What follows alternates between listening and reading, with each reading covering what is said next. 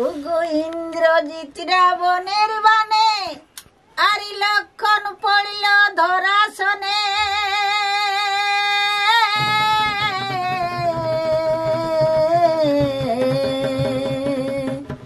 এখন করি কি উপায় রে।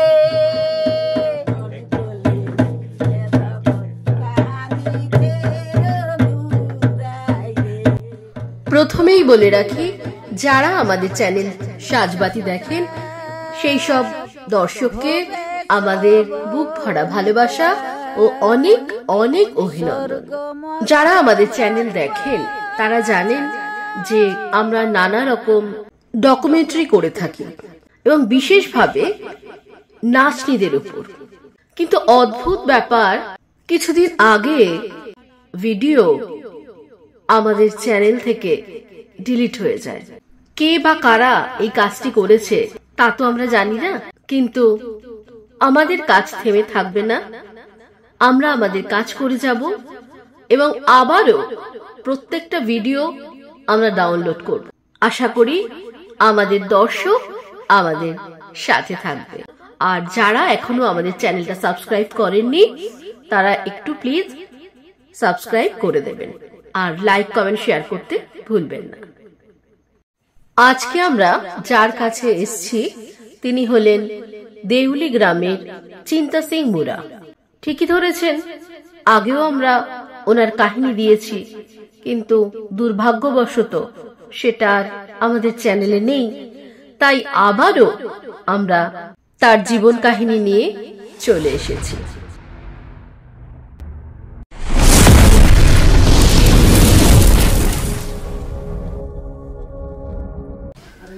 সাজবাতির পক্ষ থেকে সবাইকে অনেক অনেক ধন্যবাদ।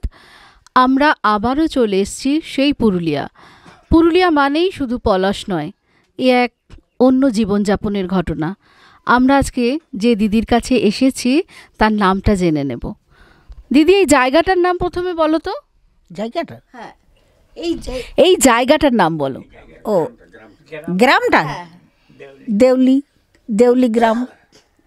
এই গ্রামটার নাম দেউলি। আর তোমার নামটা বলো। চিন্তা সিং মুরা। চিন্তা সিং মুরা। আমি অনেক দিন ধরেই এই নাচনি নিয়ে কাজ করছি, ঠিক আছে। এর আগেও বেশ কিছু সাক্ষাৎকার নিয়েছি, তো তারপর তোমার কথা কিন্তু অনেক শুনেছি। তুমি অনেক পুরনো, ঠিক আছে। তো কবে থেকে তোমার ছোটবেলার কিছু ঘটনা, বা কবে থেকে তুমি ঠিক এই পেশাটা কেন বেছে নিলে? এইটা আমাকে আনন্দ লাগলো। আচ্ছা, ছোটবেলায় কোথায় ছিলে তুমি? ছোটবেলার গ্রাম কোথায়? বাবার বাড়ি বিরুডি। বাবার বাড়ি বিরুডি, ওটা কি পুরুলিয়াতেই? ঝালদা থানা পড়ে। ঝালদা থানা, আচ্ছা। পুরুলিয়ায় বটে। আচ্ছা, তো শুধুই কি আনন্দ? তুমি কবে থেকে মনে হলো যে তুমি গান শিখবে? নাচনি মানেই তো একটা ঝুমুর গানের ব্যাপার, তো সেটা কবে থেকে মনে হলো? ছোটবেলা 14 বছর বয়স ছিল তখন ওই যে কীর্তনের দল যায় না, আচ্ছা, সে কীর্তনের দলের সাথে আমি চলে এলাম। চলে এসে আর মালিক সাথে ছিল, ওদের সাথে বাঁশি বাজাতেন। আমি জানতে চাইবো যে তোমার ছোটবেলাটা একটু বলো আগে। তোমার ছোটবেলাটা শুনি। মা বাবা কি করতেন? তুমি ছোটবেলায় কি করতে? আমি কিছু লেখাপড়া করেছিলি তখন, আধ লেখাপড়ার দিকে ধ্যান হলো না। আচ্ছা। আর বাবা নাচনি রাখিয়েছিলেন। মাকে এটাই জানতে চাইছি যে যে কোনো না কোনো সূত্র তো রয়েছে, নাহলে হঠাৎ করে একটা মেয়ে, বাড়ির মেয়ে কেন হঠাৎ এই পেশায় আসবে? মাকে বাবা বিয়ে করার পরে নাচনি রাখিয়েছিলেন। নাচনি রাখিয়েছিলেন তো নাচনি মাটাই আমাকে ছোট থেকে নিয়ে বেড়াইতো, যেখানে যাইতো চল তুই চল আমাদের সাথে। ওই দেখতে দেখতে আমারও কি ঝুঁক উঠে গেল, চলে দিলাম।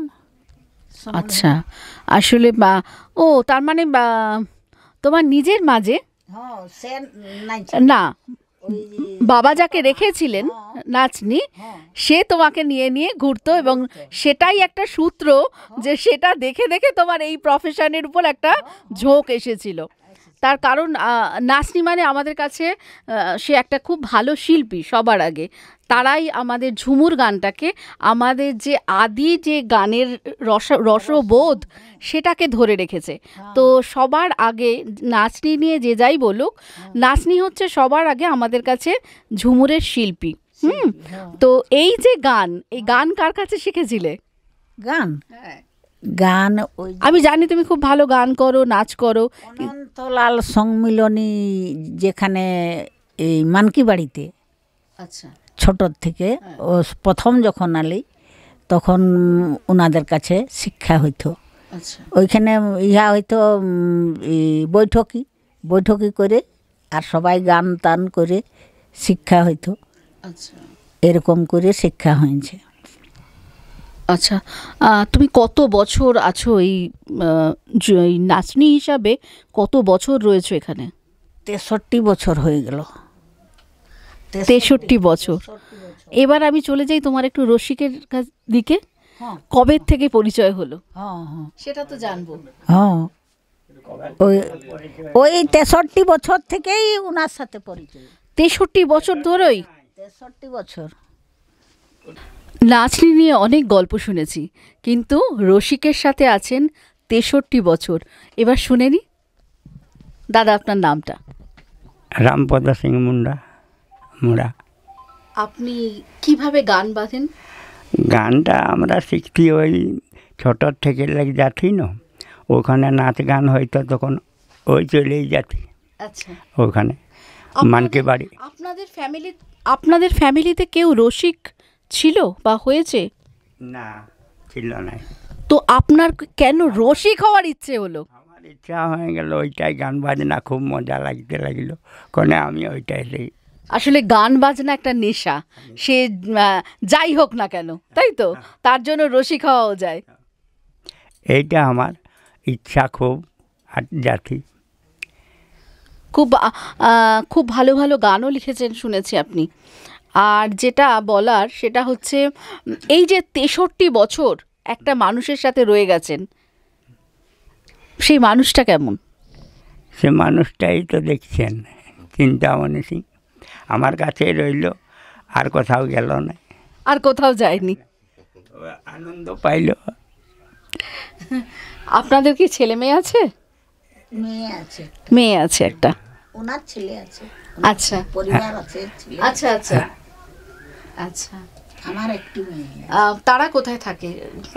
ওকে বিবাহ দিয়েছি। মেয়েটা? হ্যাঁ, মেয়েটাকে বিবাহ আচ্ছা, একটু ব্যক্তিগত প্রশ্ন করি, যেহেতু সবাই মানুষের তো জীবনযাত্রাটাই জানতে চায়। এই যে আপনি বিবাহিত, আপনার ছেলেও ছিল, তারপরেও নাচনি ইনিকে রেখেছিলেন, তো এই নিয়ে আপনার লাইফে কি কি সমস্যা হয়েছিল? আমার লাইফে মানে আপনাদের এই সোশ্যাল, এই সমাজে কি কি সমস্যা হয়েছিল? ছেলে হিসাবে কতটা সাফার করেছেন আপনি? ছেলে সফল হয়েছে, ওইটুকু আধেক লেখাপড়া খুব তো পারি না করতে। ওই গরিব মানুষ, ওই কেউ 5 ক্লাস 6 ক্লাস 7 ক্লাস এরকম পড়েছে। আচ্ছা, এই যে দিদির জন্য আপনাকে কি সমাজে কোনো রকম সমস্যার সম্মুখীন হতে হয়েছে? না, কোনো দিন কি সম্মুখে হব, যে ভালোবাসায় আছে। একদম ঠিক, ভালোবাসায় থাকলে তার আর কোনো সমস্যা থাকে না। আচ্ছা, আমি আবার দিদির কাছে চলে আসি। আপনার রসিক বিবাহিত আপনি জানতেন তো, তারপরও নাচনি রেখেছিল, তো এর জন্য আপনাকে কতটা, মানে এই সমাজের কতটা রক্তচক্ষুর সম্মুখীন হতে হয়েছিল? আমাকে নিশ্চয়ই ওনার ফ্যামিলি থেকে অনেক অবহেলাই আপনি সয়েছেন। অবহেলা, খুবই। তবে আমি সহ্য করে যাই, ভালো ঘরের মেয়ে ছিল, এসেছি বাবা, আর 5 দিন যাব নাই, এই বলে আমি শান্তিতেই থাকি। বাহ, এই একটা ভীষণ ভালো। তো এবার আমরা একটু গান শুনি। একদম। সুতা ভবে সবনিতা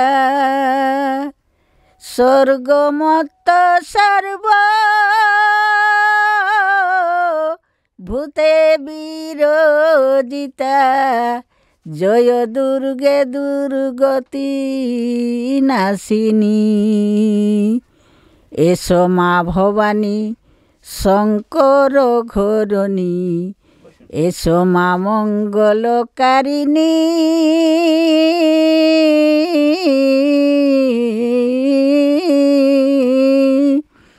নমি ত্রিনয়নী বিঘ্ন বিনাশিনী, নমি পদে কাত্যায়নী, নমি পদে কাত্যায়নী।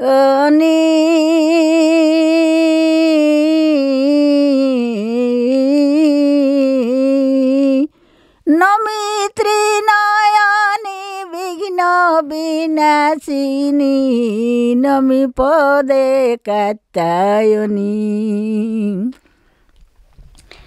তবে রূপে কভুর মা কখনো বায়ুমা, সে রূপের ছটা কি দিব তুলনা। ওগো মা সিংহ বাহিনী, কবু সন্ন্যাসিনী কবু রত্নে সুশোভেনী। ওগো মা সিংহ বাহিনী,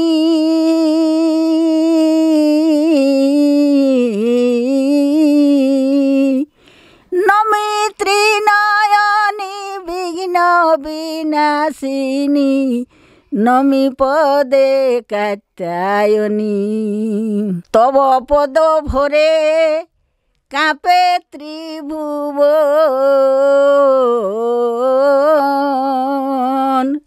কবু বুবু খুরে করে অন্নদান।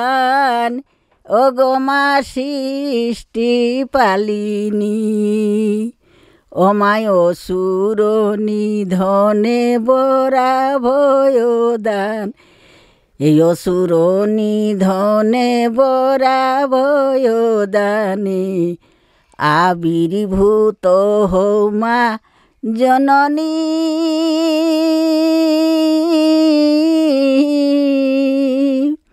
নমি ত্রিনয়নী বিঘ্ন বিনাশিনী, নমি পদে কাত্যায়নী। তবে কবু বা কৈলাসে কবু বিষ্ণু লোকে, কবু গোলকেতে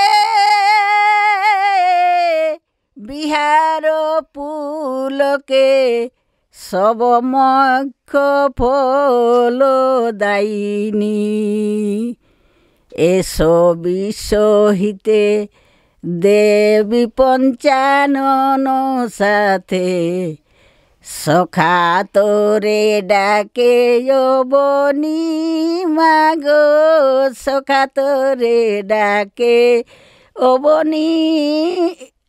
নমি ত্রিনয়নী বিঘ্ন বিনাশিনী, নমি পদে কাত্যায়নী। ও মা সখা তোরে ডাকে অবনী মাগো, সখা তোরে ডাকে অবনী। নমি ত্রিনয়নী বিঘ্ন বিনাশিনী, নমি পদে কাত্যায়নী। এমন কোনো ঘটনা মনে পড়ে যা খুব কষ্ট দেয়? হ্যাঁ, বলো, ধরো না, তুমি ধরো, বলো। ঘটনা বাইরে ঘোরাঘুরি করতে যাওয়া হয়তো, নাচ ডেক করে আসতি, তখন খুব ঝগড়াঝগড়ি গালাগালি এইসব। সতীনের বাড়িতে তো জানেন, একই বাড়িতে থাকতে? হ্যাঁ, একই বাড়িতে থাকতে। একই বাড়িতে থাকতে? একই বাড়িতে। তুমি তো আলাদা থাকতে? হ্যাঁ হ্যাঁ, আমি আলাদা আলাদা থাকতে। তো ওই সময় গালাগালি হইতো, ওই অশান্তি আর ওর বেশি অশান্তি তো নাই। তো নিজে নিজে একটু যার বেশি ইয়া থাকতো ওই কামাই, সেটুকু বেশি ভালো থাকতো। আর যার কামাই নাই সে যা তা করে নিয়ে দিনপথ চালাইতো, এরকম ব্যাপার। সে তো শুনলাম। তো এরপর এই যে এত সংসারে একটা অশান্তি ছিল, আপনি আলাদাইভাবে থাকতেন, তারপরেও যে গান বাজনা চালিয়ে গেছেন, তো এটাতে কোনো অসুবিধে হয়নি? না, নাই হয়, অসুবিধা কিছু হয় না। গানটা এতটাই ভালোবাসার জিনিস ছিল হ্যাঁ, হ্যাঁ, যে তাতে যত অশান্তি হোক না কেন, আমরা দুজন গান ছাড়া যাবে না, রসিক ছাড়া যাবে না। হ্যাঁ, একদম। ওই রসিকের ছাড়াও হবো না, আর গানও ছাড়বো যাবো না, রসিক হারা হবো না, আর গান যত অশান্তি হোক গান চালিয়ে যাবো, তাই তো? ওইটাই। আচ্ছা দিদি, এবার বলো, তুমি এই যে আগেও বলেছো যে প্রায় 63 বছর, এই যে এই বাড়িটা যেটা আমরা দেখলাম, এটা তোমার বাড়ি তো? তো এত বছর ধরে তো তুমি গান করছো, সরকার থেকে কোনো সাহায্য কিছু পেয়েছো? কিচ্ছু পাওনি? তুমি কি এখন আর অনুষ্ঠান করো? না, অনুষ্ঠান যদি কেউ শ্রদ্ধা করে হলে বসে এক দু পা চলে একটুখানি গান শোনালে, বা সেই রকম তো আর নেই, তো তাহলে চলে কি করে? চলে ওই সাধারণ 1000 পেনশন পায়, ওইটাতেই। আর আসলে 1000 টাকাটা তো সত্যি কথাই আজকের দিনে কিছুই নয়। তার মধ্যে রোগ আছে, জ্বালা আছে, অনেক কিছুই রয়েছে, ওষুধ পত্র রয়েছে। ওর নেকযোগ কোনো করো, ছেলে হবে মেয়ে হবে, তখন মেয়ের বাড়িতে যাও। হ্যাঁ, আসলে আমার মনে হয় কি যে তোমাদের মতো মানুষ, যে শিল্পী মানুষদের, তাদের যদি মানে আমাদের মতো সাধারণ মানুষরা আর কি করতে পারি, তোমাদের কথাটা পৌঁছে দিতে পারি যাতে ওরা শোনে। এবং আমাদেরও বিনীত অনুরোধ থাকে যে তোমাদের মতো মানুষের পাশে যেন ওরা বেশি করে দাঁড়ায়, যে এই 1000 টাকায় তো চলে না, সেটা আরও যেতে বেশি করে একটু পেলে তোমাদের সুবিধে হয়, তাই তো? তার কারণ আমরা কষ্টই চলে দিদি, কষ্টই চলে, আমাদের সুখে নাই চলে। সেটাই কথা, কষ্টেই চলে। কারণ এতে, আর আমি ওনাকেও দেখলাম সেরকম নয়। তবে আমি যেহেতু কলকাতার, সেখানে যেটা দেখি যে খুব ভালো অবস্থা, এবং হাজবেন্ডরা ভালো চাকরি করে, সেখানেও তারা 1000 টাকা করে পাচ্ছে। আর এখানে যেখানে তার ঘরের এই অবস্থা, দেখুন একজন শিল্পী মানুষ, এরাও 1000 টাকা করে পাচ্ছে। তো এদের দিকটা একটু বেশি নজর দিলে আমার মনে হয় অনেক ভালো। তার কারণ শহরে তো তাদের হাজবেন্ড রয়েছে এবং তারা ভালো রোজগার করছে। হ্যাঁ, শুধু সংসারই নয়, এই যে ঝুমুর শিল্পটাকে, এটাকে বাঁচিয়ে রাখার দায়িত্ব সবার, যেমন আমার, আপনার, সরকারেরও দরকার। তার কারণ একটু বেশি সাহায্য পেলে আপনারা চর্চাটাও চালিয়ে যেতে পারেন এবং পরবর্তী প্রজন্মও তৈরি হবে, তাই না? তাদেরকে যে নাচনি হতে হবে এরকম নয়, কিন্তু ঝুমুর গানটা তো তারা শিখবে, ঝুমুর যে এত সুন্দর গানের ধারাটা তো বজায় রাখবে, তাই না? তো তার জন্য তো আপনাদের সাহায্যটা খুব বেশি দরকার। আমাদের মনে হয় এই কাজের জন্যই আমরা এইভাবে প্রান্তিক মানুষদের কাছে ঘুরে বেড়াই, যে যাদের সত্যিই দরকার এবং যারা আমাদের এই শিল্পটাকে ধরে রাখবে, এই সব মানুষরা খুব খুব বেশি করে প্রচারের আলোয় আসুক। দাদা, আপনি তো কীর্তনে গান করতেন, তাই তো? তো সেই কীর্তনের গান এতই ভালো লাগলো, দিদি তো সব কিছু ছেড়ে ছুড়ে চলে আসলো। সেই সম্বন্ধে আপনি কিছু বলবেন? আমি আর কি বলবো, ওই চলে আসলো, আমাকে ভালোবাসলো, যে ছুটে দিয়ে দিল। একদম, আপনি তো নিয়ে চলে আসলেন। এবার আমি দিদির থেকে জানবো, তারপর আপনি তো নিয়ে তো চলে আসলেন, আর উনিও খুব সহজ সরল চলে আসলেন, ছোট্ট মেয়ে তখন। সমাজের যে এই কাঁটাটার কথা তখন ওনার মধ্যেই নেই যে এর পরবর্তী জীবন কি হবে। হ্যাঁ, কিন্তু আর ভাবনা নাই, তখন ওরা ঘরের লোক চলে আসলেন, লিখতে একটা দল বল নিয়ে যাব, জবরদস্তি নিয়ে যাচ্ছে। আচ্ছা, তো বললো আমি জবরদস্তি আসি নাই, আমার ইচ্ছা হইলো আমি যাচ্ছি, আমাকে মারি ফেলে দাও বলি আমি যাব না। আর যাব না। আচ্ছা। তো তারপর আমি জানি তুমি খুব সহজ সরলভাবেই এসেছিলে, কিন্তু তারপর এই সমাজের কাছে যে যন্ত্রণাটা পেয়েছো সেটাই আমরা আজকে শুনবো। সমাজের পাশে ওই যে বললেন এই যে পার্টি খাওয়া দাওয়া, সেই সময় সামনে বসতে দিত নাই, তখন আমি একা একধার বসে থাকতি, একা বসে খাইয়েছি। এখন তো পার্টি যা পাও কি ডম ঘাসি কামার মুড়া বামুন সবাই একঠিনে, কিন্তু এখন তো তখন ছিল নাই। তখন কিন্তু আমাদেরকে বসতে, এই যে মেয়ে ছেলে বসেছে না, সেইখানে কিন্তু যেতে দিত নাই। হ্যাঁ, আমি শুনেছি যে তোমরা যেখানে বসতে সেখানটা নাকি আবার গোবর ছড়া দিয়ে ধোয়া হতো। হ্যাঁ, এইরকম ঘৃণা। হ্যাঁ, এরকম। তোমাকে জল নিতে দিতে যায়। হ্যাঁ, কুয়াতে দাঁড়িতে দিত নাই। হ্যাঁ, কুয়াতে দাঁড়িতে জল দিত নাই, নিতে দিত নাই। ওরা যদি কোনো মতে আমি ছিটকাতি তো ওরা চান করতো, ওরা আরো জল ফেলে জল নিত, তবে আসতো। হ্যাঁ, সেগুলোই আসলে এই যে একটা লড়াই, এই যে লড়াই করেও তুমি এখনো গান করছো, এটাই জানার যে এতগুলো বছরের একটা লড়াই। তারপরে আগে যেটা ছিল তার থেকে তো এখন অনেকটাই ভালো, অনেকটাই ভালো। নিশ্চয়ই মানুষ তোমাদের ওই রকম আমাদের সমাজের সেই চিত্র আর নেই না, যে তোমাদের দেখলে ঘৃণা করবে না, তোমাদের ছায়া মারাবে না, এই সব তো এখন আর আমাদের সত্যি একদমই।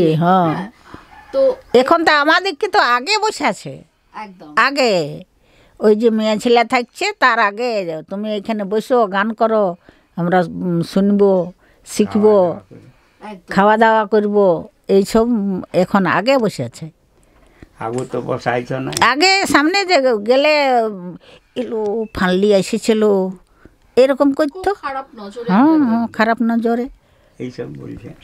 আর একটা জিনিস দিদি আমি বলি, যেটা মানে হয়তো কিছু উপন্যাস, হয়তো তোমাদেরকে নিয়ে অনেক লেখালেখিও হয়, হয়তো সবটা পুরুলিয়ার এই জায়গাটা এসে পৌঁছয় না, যার জন্য তোমরা জানতে পারো না। তো একটা প্রথা প্রচুর চালু আছে আমাদের কলকাতার বুকে, যে নাচনিরা মারা গেলে তাদের সেইভাবে এটা যেটা কার্যটা সেটা করা হয় না, তাদের ফেলে দেয়া হয়। এই রকম এইটা কি এখনো তোমরা ক্রিয়াকর্ম করা হয় না?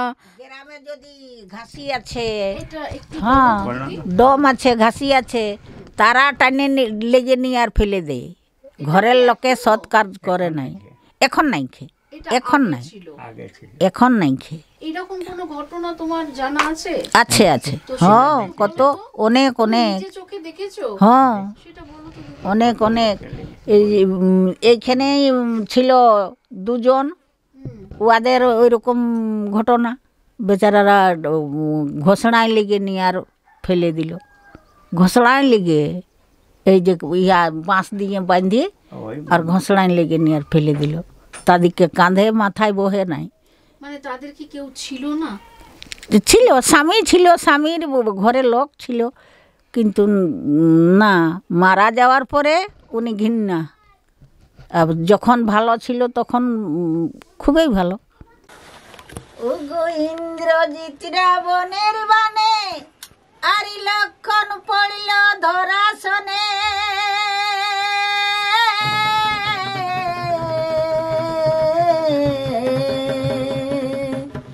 এখন করি কি উপায় রে, উঠো বদন তুলো, মুখে কথা বলো, উঠো বদন তুলো,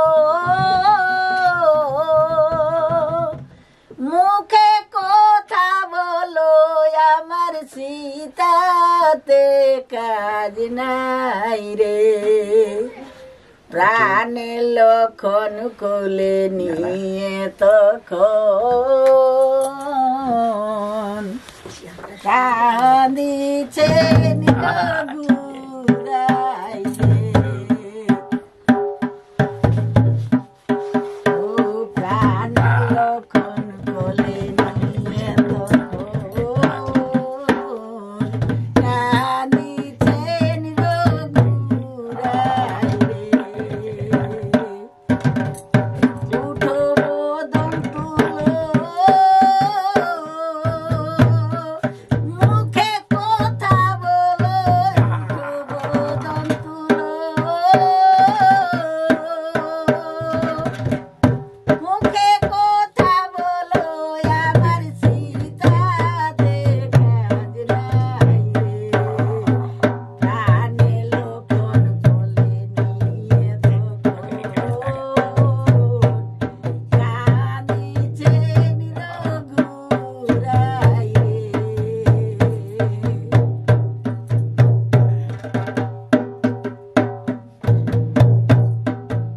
পানের তুফানে রাম, কোথায় বাছা হনুমান, একবার পানে ধরে টান রে, অনুভাবে মনে যদি জোরে টানে, অনুভাবে মনে যদি জোরে টানে, পাছে বানে পান বাইরাই রে, প্রাণে লক্ষণ কোলে নিয়ে তখন কাঁদিছেন রঘুরাই রে, প্রাণে লক্ষণ কোলে নিয়ে তখন কাঁদিছেন রঘুরাই রে।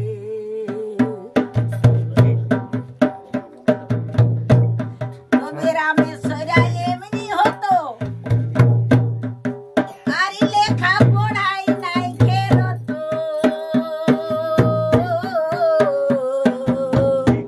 সে তো কিছুই জানে নাই রে, যে গেলে রামেশ্বর, ও তারি নাইকে মরণ, গেলে রামেশ্বর, ও তারি নাইকে মরণ, সে তো বলে সবাই রে, সে তো বলে সবাই রে, প্রাণে লক্ষণ কোলে নিয়ে তখন কাঁদিছে রঘুরাই রে, প্রাণে লক্ষণ কোলে নিয়ে তখন কাঁদিছেন রঘুরাই রে। তো 63 কেন, আরও এরকম 63 বছর কাটিয়ে দিন। খুব ভালো থাকুন আপনারা, খুব খুব ভালো থাকুন। সাজবাতির পক্ষ থেকে আপনাদের অনেক অনেক ভালোবাসা। কাটবো কি করে?